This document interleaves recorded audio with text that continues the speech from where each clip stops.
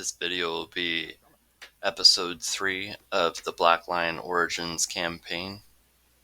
In the last episode, my warband of 6, 3 companions, myself, and 2 looters took on 2 separate groups of bandits, totaling in 11 Sea Raiders.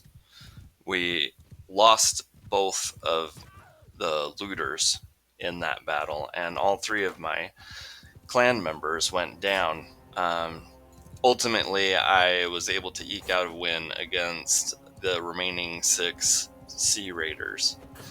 And at the end of that battle, we found that those bandits had prisoners, totaling in about 15 Flandian peasants they had waylaid on the way to the town. And so I was able to recruit them into our warband, and that is the contingent of my warband for this current battle against was it 5 or 6 Sea Raiders. So I wanted to take the opportunity in this episode to talk a little bit about why we're doing this series. I've talked to people in the Bannerlord community about making high levels, and they react as though I'm growing a horn out of my forehead. They're like, why would you want to push and make these extra levels? Like most campaigns will end around like 45th level, maybe 48th level, and a lot of people will play the game and have it be the goal of the game to complete the quest for world domination before like as soon as possible. Like that's the goal, rather than trying to achieve the highest level possible. And that's fine. That's part of the great thing about the game, is that you can play it and have and alter your goals and play it over and over again and get satisfaction out of it. But I have found, after having conquered the world several times over, that a more difficult goal to achieve is to try and create the perfect character. And to that end, I've been trying to level my character to the highest level possible, and also farm the most what I consider to be the best gear in the game, which is very difficult to achieve. but the reason why you would want to do this is because you love the game. This is why I want to do it, is because I love the game, and I want to find more ways to enjoy it than just to have conquered the map, and ways that I can enjoy it for longer, because it's it's no longer a challenge, really, to conquer the map. And I feel like a lot of people get to that point, and so yeah, that's another reason why you would want to level your character to extreme levels, is because it's a new challenge. And another reason is you do get a sense of achievement from making these extremely high levels. Like, even though that focus point might, at that point, like once you're getting into like 56 and 57, and well, 56 is a pretty significant level to get, but like 57, 58 specifically, you get focus points then, and you're not you're not really sure where you want to even spend them. But you still get a sense of achievement because it took hours of effort, and you whenever you accomplish something that required a great amount of effort, you gain a sense of achievement for doing that. And then also, like, especially at 56th level, you're building a character that's legitimately godlike. You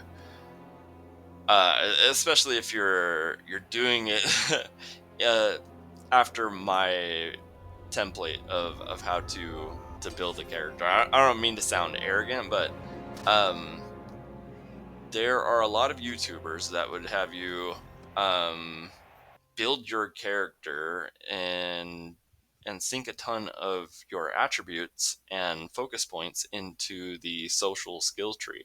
And that may well be the perfect thing to do if your intention is to conquer the world as fast as possible. And maybe that's extremely fun for you to do, and that's okay. But as far as I'm concerned, the game, like 90% of the game, is about the combat. And if you're not building your character in order to optimize the combat, whether that be captain skills or your personal combat skills, then you're you're doing yourself a disservice. Um, and and you may think, well, I can have one of my companions be the captain, and it won't uh, that greatly affect the my battle performance. But you as a player can build like tactics skills and engineering skills and medicine skills so much more efficiently than your companions, and you will get captain and party leader perks that your clan members can hardly hope to achieve, and that will greatly affect your not only your own performance in the battlefield, but the performance of all of the troops that you're commanding. So you become legitimately godlike, not only in your own personal combat performance, but in your capacity as a party and army leader. Anyway, that's enough about about why I feel like it's worthwhile um, to build a character to a maximum level. Frankly, that's the goal for me. But and I realize that there is already an audience out there that enjoys um, the idea and the concept, um, and is interested in uh, pursuing that goal. I've seen them converse in Tactical Enlightenment's comments on his videos, so I know they're out there. I know people are interested, and I would love to make contact with that community um, and be able to share our like-minded philosophy on how to enjoy this frankly beautiful game that is Bannerlord. All right, truly enough on that. We're going to start focusing on what's actually going on in the episode. We're taking on a warband, quite a few looters, but thankfully I've got a nice little warband put together here myself of clan members that are wielding bows and peasants, which are actually kind of more efficacious than my looters or recruits would be, which is what the peasants will upgrade into. because they will throw rocks and they have better athletic skill, I believe. I am talking a little bit out of the side of my neck there, but I do believe that peasants have better athletic skill than looters, and so we'll be able to run away from the looters more effectively and kite them. So even though I'm taking a bunch of damage in this fight because I was brave and attacked the looters that were focusing me. I say brave, but really I mean stupid. And we're looking pretty okay for this fight because my troops were able to stay out ahead of them and my enemies, and we're able to clean them up. Even though I've just got a sliver of health left. And I finally get this sweeping wind perk for my um, riding skill, which is fantastic. It increases your map movement speed by quite a lot. Um, and by quite a lot, I mean just a little bit. But those little bits really add up. The reason why we headed out to Galend here is because the fur prices were so high, and I was just on the cusp of running out of gold altogether and having people start deserting and my clan members start complaining about what a miser I am. But we managed to get there just in time, and we're able to, what we're trying to shoot for right here is 2,000 gold because we want to complete that quest, so that we can get my brother, my two brothers and my sister rescued. And it's really important that we get that quest done because up until we rescue my siblings, the whole campaign is at risk. If I should fall in a battle and die, then we're gonna have to start all over. But once we've rescued my brother, all of my siblings, but my older brother specifically, if I were to fall in battle, I could then carry on the campaign and play him. Plus, it's of huge benefit to get your brother married off as quick as possible so that he can start making some babies to grow that clan. That's super important. This Azaglat, I'm probably mispronouncing that. I just caught it at a glance. This is my second favorite horse in the game, behind the Vadar Hotblood. I pronounced that as with an amateurish Russian accent, but I like it because I think that Vader Hotblood sounds way better than Vadar. But I am not destined to get that horse today. Up against a tier 5 noble Vlandian cavalry troop on horseback. Didn't didn't foresee much of a chance of success there. But oh well. Gotta give ourselves the opportunity to make that EXP. But as we're passing by this village that offers pigs, we got to pick them up. Even though, holy cow, the price of them is nearly 60 gold. It's really a bad deal. I shouldn't have even picked that up. But as I've said before, I don't always pay attention. I'm not really a mathematician. I'm just a simple butcher at this point in the game.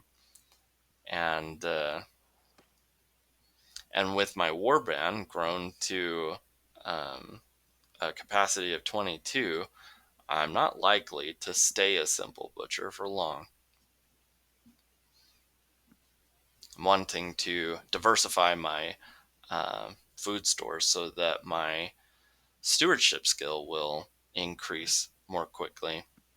And even if you don't have any like if you don't have the focus points or attribute points in intellect or stewardship, you're still going to be getting more passive exp for your character's overall level. The more diverse your food supply is, you'll get more stewardship exp that will count towards your overall level. So it's worth doing as soon as possible. And we're going to pick up some more horses to try and increase our map movement speed. Those horses carried just in your party inventory will essentially your non-mounted troops will use that type of any riding horse they will use as a mount on the world map essentially, but not on the battlefield. And that's a big deal because you need to be able to get around quick enough. That's what happened earlier in the episode. I was chasing a warband of 5 and I noticed that they were just much faster than me, and I wasn't willing to waste a week of my character's life chasing them and um, trying to corner them into a position where we might be able to uh, actually get a fight out of it. It just wasn't worth it to me. Here I am again, rushing on ahead and attacking the enemy troops before they are properly distracted by my soldiers. It may be the hangover of hubris from the Black Lion campaign, where I'm running a 59th level character and mostly legendary gear. But hopefully someday I'll learn, and even more hopefully someday I will level up as I just did, but level up more and get better gear, and we'll be whooping these guys um, as well as I am in this campaign's predecessor. I guess really in the timeline, what we're trying to portray here is how the Black Lion actually got to where he is today. Because when I started that campaign, my character was already 56th level. So I want to level this campaign, my character in this campaign, to a point where it's to show like how the game would have went up to that point. Anyway, this has been episode 3 of the Black Lion Origins campaign, and I hope you have a great rest of your day.